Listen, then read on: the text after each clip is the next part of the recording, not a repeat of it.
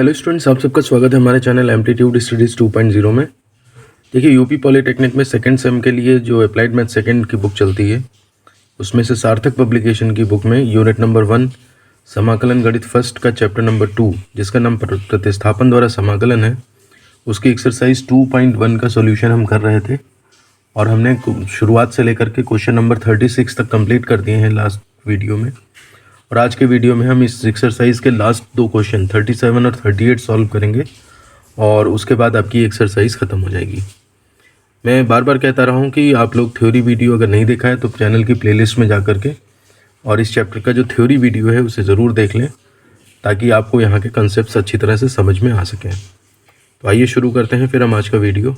आइए चलते हैं क्वेश्चन नंबर 37 पे, और इसमें कहा गया निम्न का मान बताएं, और फिर 5 क्वेश्चन दे दिए गए हैं। फर्स्ट पार्ट है integral cos x minus sine x upon cos x plus sine x d x, और ये 2017 में आया है। 37 और 38 में लंबे क्वेश्चंस नहीं हैं, ये बस इसमें यह है कि मल्टीपल चॉइस हैं और छोटे छोटे ऐसे क्वेश्चंस हैं जो बोर्ड में ज़्यादातर आए हैं। तो मुझे लगता है कि जो बोर्ड में आगे आते रहते हैं उन्हीं को फिर लास्ट में एक्सरसाइज में जोड़ा जाता रहा है, तो इस वजह से ये कोई बहुत लंबे क्वेश्चंस नहीं हैं। इसमें देखिए, ये नीचे वाले को अगर आप टी मान लें तो ऊपर मौजूद है पूरा, तो ये put cos x plus sine x, यानी कि जो हर में दिया हुआ है उसको आप t मान लें, तो cos x का डिफरेंशिएशन देखिए माइनस साइन एक्स हो जाएगा dx, and plus sine x का जो है cos x dx हो जाएगा इज इक्वल टू dt। तो ये हो जाएगा आपका dx कॉमन और cos x minus sine x and is equal to dt, ये हो जाएगा। तो देखिए पूरा का पूरा ऊपर जो मौजूद है वो आपका dt बन जाएगा। तो हेंस आवर इंटीग्रल बिकम्स, तो हमारा जो इंटीग्रल है वो कितना हो जाएगा, तो i इज इक्वल टू हो जाएगा इंटीग्रल, और इसको तो t मान लिया है तो 1/t, और ये पूरा का पूरा ऊपर जो है वो आपका dt बन गया है। सिंपल सा इंटीग्रल रह गया। ये आपका हो जाएगा log ऑफ t प्लस सी, एंड log ऑफ t की वैल्यू आपने ये मान रखी है, तो cos x plus sine x यहाँ पे पुट कर दीजिए इस प्लस सी, और ये हमारा फाइनल आंसर हो जाता है। तो ये क्वेश्चन अब टफ की कैटेगरी में नहीं माना जाएगा, न लंबे क्वेश्चन की कैटेगरी में माना जाएगा। बड़े आराम से सब्स्टिट्यूशन के बेस पे हमने इस क्वेश्चन को सॉल्व कर दिया।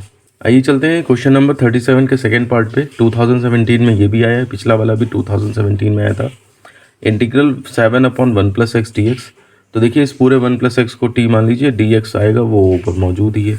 तो इसके सोल्यूशन में हम क्या करते हैं, put 1 plus x is equal to t, तो 1 का 0 हो गया, plus d x is equal to d t, तो हेंस आवर इंटीग्रल बिकम्स, तो आई इज इक्वल टू हो जाएगा इंटीग्रल 7 तो ऐसे ही रहेगा, डी एक्स की जगह डी टी हो गया, और ये 1/t हो गया। बस अब इसको 7t 1/t का log t प्लस सी हो गया, t की वैल्यू 1 प्लस एक्स डाल दीजिए, तो 7 log और 1 प्लस एक्स एंड प्लस सी, ये हमारे पास फाइनल आंसर आ जाता है। तो बहुत आसान क्वेश्चंस की कैटेगरी में माना जाएगा। सब्स्टिट्यूशन मेथड का सबसे बहुत सिंपल सा क्वेश्चन था। तो इस तरह से 37 क्वेश्चन का सेकंड पार्ट भी कंप्लीट हो जाता है। आइए चलते क्वेश्चन नंबर 37 के थर्ड पार्ट पे, और यह है integral e to the power x cot e to the power x dx।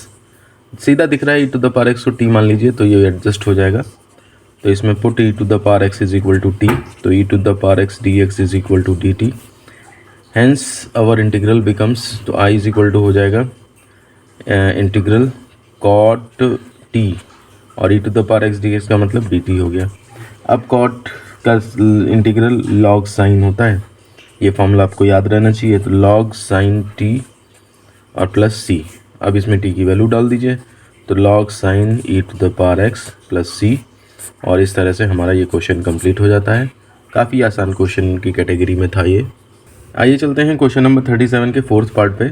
Integral sec square log x upon x d x, तो इसमें देखिए log x को अगर t मान ले तो 1/x अवेलेबल है, तो यही करते हैं इसके सॉल्यूशन में। Put log x is equal to t, तो 1/x dx is equal to dt हो जाएगा। तो hence our integral becomes i is equal to integral, और देखिए सेक स्क्वायर और log x की जगह तो t हो गया, और 1/x dx का dt हो गया।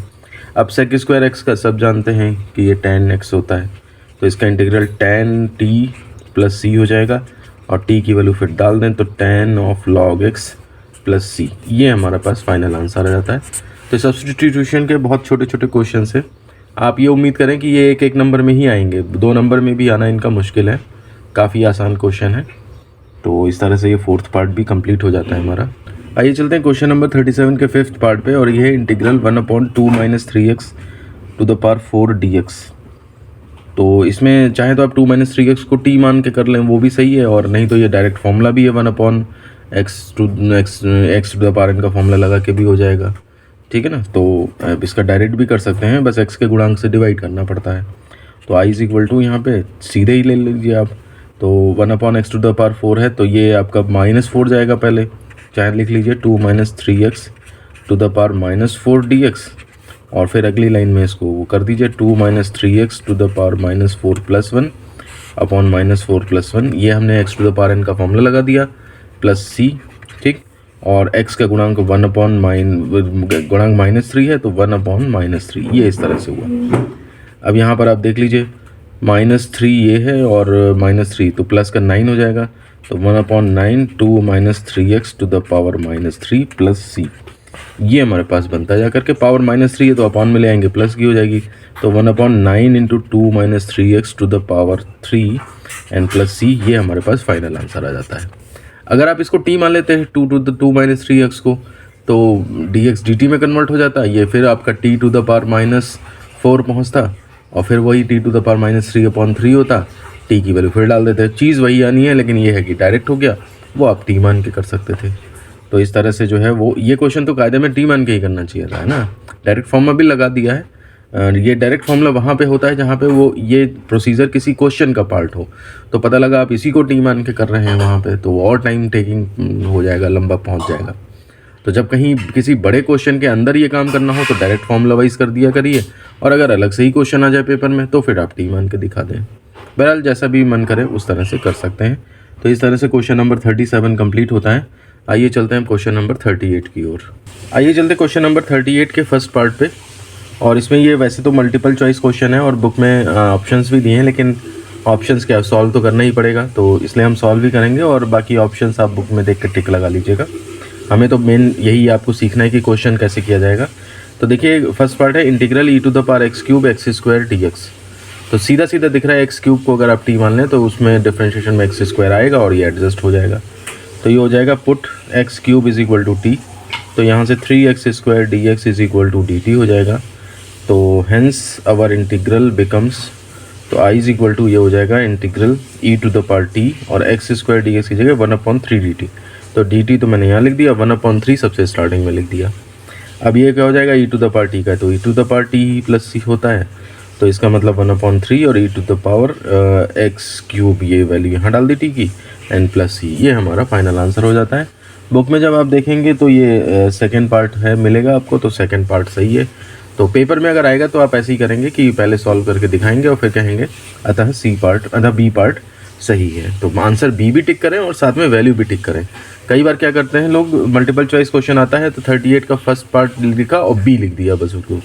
तो अब इसमें एग्जामिनर को देखना पड़ता है कि कौन सा क्वेश्चन था, किसके आंसर में इसने बी किया है, तो वो उन्हें प्रोसीजर ध्यान रहता है। तो इसलिए प्रोसीजर अगर थोड़ा सा दिखा दें, या फिर आंसर के साथ साथ आप उसका मतलब ऑप्शन के साथ साथ आंसर भी लिख दें, तो वो ज़्यादा सही रहता है। तो उम्मीद है इन बातों का ध्यान रखेंगे आप। तो ये 38 का फर्स्ट पार्ट कंप्लीट होता है हमारा। आइए चलते हैं क्वेश्चन नंबर 38 के सेकंड पार्ट पे। क्वेश्चन है integral √sin x cos x dx। तो जाहिर सी बात है sin x को t मान लीजिए तो cos x एडजस्ट हो जाएगा उसके अंदर। तो इसमें हम पुट sin x = t कर लेते हैं, तो cos x dx = dt हो जाएगा।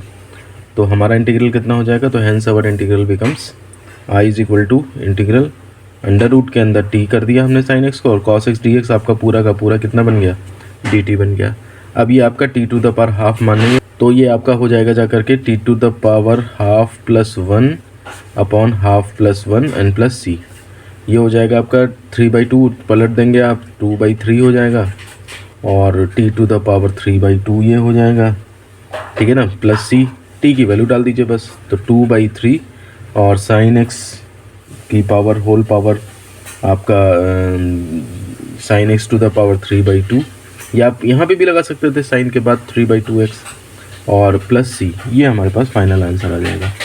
अब जब ऑप्शन में देखेंगे तो आपको c पार्ट नज़र आएगा, तो 2/3 sin x to the power 3/2, तो वो ऑप्शन सही मान लेंगे।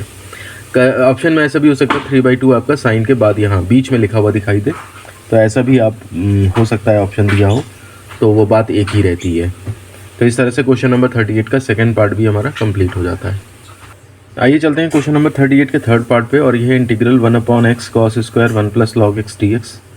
ध्यान दीजिए 1 + log x को अगर आप t मान लें तो log x का इंटीग्रल वो डिफरेंशिएशन 1/x होता है, तो वो एडजस्ट हो जाएगा अपने आप। ये 1/cos स्क्वायर t बनेगा तो sec स्क्वायर t बन जाएगा, sec स्क्वायर t का tan t होता है। तो पूरी रूपरेखा आपको स्टार्टिंग में ही समझ में आ गई है। तो इसमें पुट 1 + log x = t मान लेते हैं, तो 0 + 1/x dx = dt हो जाएगा। हेंस अवर इंटीग्रल बिकम्स, तो i = हो जाएगा इंटीग्रल, और 1/x dx को तो आप dt कर लेंगे, 1/cos स्क्वायर और इसके पूरे को t मान रखा है, तो ये आपका integral sec square t dt ये इस तरह से बनेगा। अब ये सिंपल सा क्वेश्चन है, tan t + c, t की वैल्यू वापस से डाल लें इसमें, तो tan 1 t का मतलब 1 + log x है, तो 1 + log x और प्लस c, ये हमारे पास फाइनल आंसर हो जाता है। ऑप्शंस चेक करेंगे तो आपको यहाँ पे फर्स्ट ऑप्शन मिल जाएगा टैब बुक में, tan 1 + log x, तो इसका मतलब फर्स्ट ऑप्शन जो है वो सही है। देखिए पेपर में जब ये मल्टीपल चॉइस क्वेश्चन आते हैं तो सॉल्व तो करेंगे ही आप रफ पे, तो आप क्यों ना उसे फेयर पे भी दिखा दें। इससे क्या होता है, एक विश्वसनीयता बनती है एग्जामिनर के मन में कि हाँ बच्चे ने नकल नहीं मारी है। अगर आप सीधे लिख देंगे ना थर्ड का बी, तो वो तुरंत दिमाग में आता है कि बिना सॉल्व करे कैसे लिख दिया, तो इसका मतलब ज़रूर नकल मारी है, किसी से पूछ लिया इसने। अब इतना टाइम तो किसी के ऊपर रहता नहीं है कि वो रफ में जाके देखे कि हाँ इसने किया है वहाँ पे ट्राई या नहीं किया है, तो इसलिए जब आप सॉल्व कर ही रहे हैं रफ पे, तो उसको यहाँ मेन पेज पे दिखाने में क्या दिक्कत है, ठीक है ना। तो इस बात को ज़रा सोचें और फिर उसके बाद अपना कार्य करें। तो इस तरह से थर्ड पार्ट ये कंप्लीट हो जाता है। आइए चलते हैं क्वेश्चन नंबर 38 के फोर्थ पार्ट पे, और ये है इंटीग्रल dx/1 - cos x, और इसको इंटीग्रल आपको करना है तो 1 को ख़त्म करना पड़ेगा। ये dx मैंने 2 बार लिख दिया है, एक्चुअली ये यहीं पे लिखा था, तो सॉल्यूशन में देख लीजिए, इसको थोड़ा पहले सॉल्व करना पड़ेगा। तो dx/1 और cos x का फॉर्मूला जो है आप लगा देंगे 1 - 2 sin स्क्वायर x/2, ये फॉर्मूला हम यहाँ पे लगा देंगे। तो इससे देखिए 1 कैंसिल हो जाएगा, तो i = हमारा कितना हो जाएगा, तो इंटीग्रल, और ये आपका 2 जो है वो माइनस का प्लस हो गया, 1/2 बाहर रख लीजिए, और sec स्क्वायर x का जो है sin स्क्वायर x का 1 ऊपर जाएगा, तो cos sec स्क्वायर x/2 और dx ये बनेगा जा करके। अब cosec स्क्वायर का फॉर्मूला होता है -cot x, लेकिन आपका यहाँ पे x/2 है तो इसके कोफिशिएंट से डिवाइड हो जाएगा, तो हाफ cosec स्क्वायर x का इंटीग्रल -cot x/2, और एक बार x के गुणांक से डिवाइड, तो 1/1/2 से divide and plus constant of integration. अब नीचे नीचे काट दीजिए, चाहे पलट के ऊपर ले जाइए तब काट दीजिए, तो बहरहाल ये आपका कितना आ जाएगा -cot x/2 + c, ये हमारा फाइनल आंसर आता है। और ये आपका सी पार्ट देखेंगे आप बुक में तो उससे मैच कर रहा है। तो इस तरह से ये क्वेश्चन हमारा कंप्लीट हो जाता है। आइए चलते हैं क्वेश्चन नंबर 38 के फिफ्थ पार्ट पे, और यह है इंटीग्रल dx/e⁻x + e⁻−x, इसकी वैल्यू निकालनी है।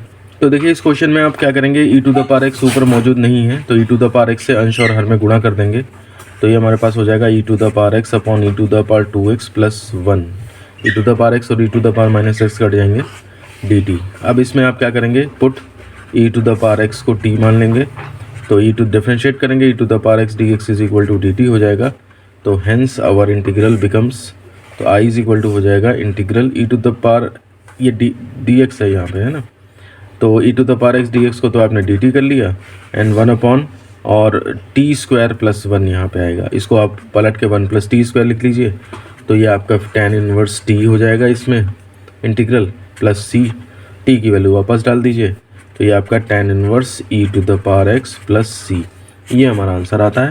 और जब आप ऑप्शंस देखेंगे तो बी ऑप्शन आपको सही मिलेगा। तो इस तरह से आपका ये आंसर जो है वो ये भी क्वेश्चन कंप्लीट हो जाता है। और इस तरह से स्टूडेंट्स एक्सरसाइज जो आपकी 2.1 है उसके पूरे क्वेश्चन 38 जो है वो कंप्लीट हो जाते हैं। मिला करके 50 क्वेश्चन तो रह ही होंगे इस एक्सरसाइज में, लेकिन हमने जो है वो पार्ट वाइज मिला करके और लगभग 7-8 वीडियोज़ में इनको कंप्लीट कर दिया है। उम्मीद है कि आपको इससे हेल्प मिलेगी, और मैं सजेस्ट करूंगा, वैसे तो सब लोग कहते हैं कि वीडियो देखें ज़रूर बार बार, लेकिन मैं तभी सजेस्ट करूंगा कि इन वीडियोस को आप तभी देखें जब आप पहले प्रैक्टिस कर लें और कोई क्वेश्चन ना आ रहा हो, तब आप इसे देखें, असली फ़ायदा आपको तभी मिलेगा। बाकी वीडियो पसंद आया है तो दोस्तों को शेयर करें, लाइक करें, और चैनल पर पहली बार है सब्सक्राइब ज़रूर कर लें, क्योंकि इस चैनल पर आपको पढ़ाई के साथ साथ आपके जॉब से रिलेटेड, आपके कैरियर से रिलेटेड, आपकी ओवरऑल पर्सनैलिटी डेवलपमेंट से रिलेटेड कई सारे जो हैं वो आपके वीडियोज़ पड़े हुए हैं। डिफरेंट प्लेलिस्ट हैं, आप उन पर जा कर के विज़िट कर सकते हैं। और ठीक है, फिर मिलते हैं आपसे अब नेक्स्ट वीडियो में। धन्यवाद।